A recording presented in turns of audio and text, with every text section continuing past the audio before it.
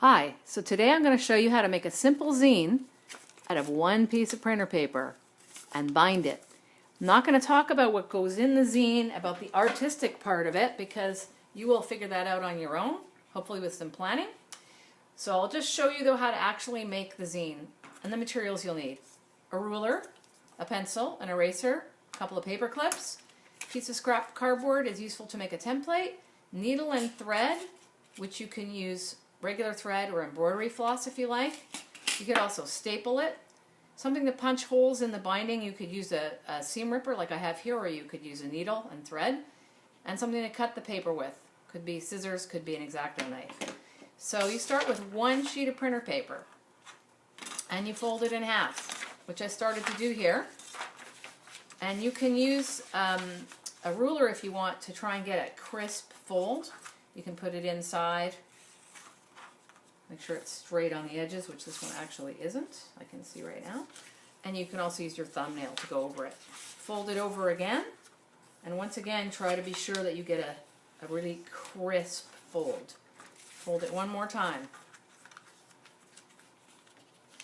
And again, this is usually the hardest one because it's quite thick.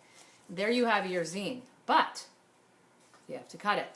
Now, when they said measure twice, cut once, they were talking about me, but I almost never cut once because I almost never do it right the first time. I'm going to actually leave it folded in half like this and cut it this way and embarrass myself by showing you my lack of cutting skills. But bear in mind that if I am brave enough to make a zine and demonstrate my cutting skills for posterity on video, as terrible as they are, then you too can do this. You see how terrible this is? And then I have to go back and fix it with the scissors. And I do the same thing again the other way. I could do it with the scissors or I can do it with the X-Acto. It won't matter either way. I'm bad at both. Hopefully you'll do better. See what I'm saying? I'm going to put the sheets inside each other. Oops. Almost cut that by accident. Okay, so there's my sets of sheets. Perfect, ready to go and make into a book. I'm going to use a couple of paper clips, one on the top, one on the bottom, just to hold it steady. Now I've made a template of where to punch my holes.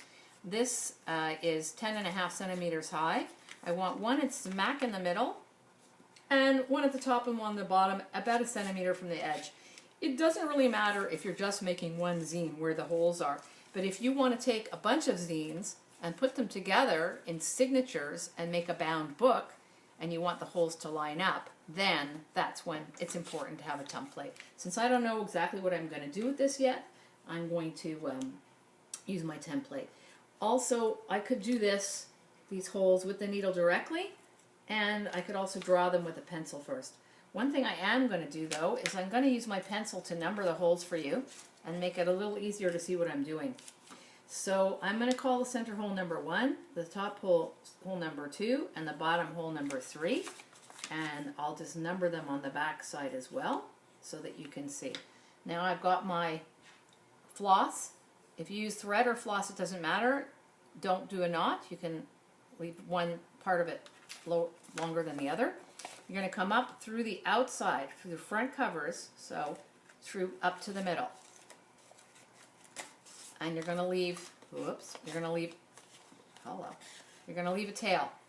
Doesn't really have to be a long tail, but you can make it decorative like that, but if you're putting them in a book like this, you're going to cut off the tails. So that's up to you.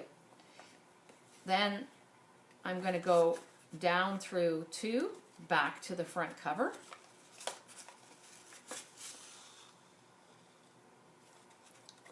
And here I'm going to go all the way down to 3, back up into my book, and back down through the center,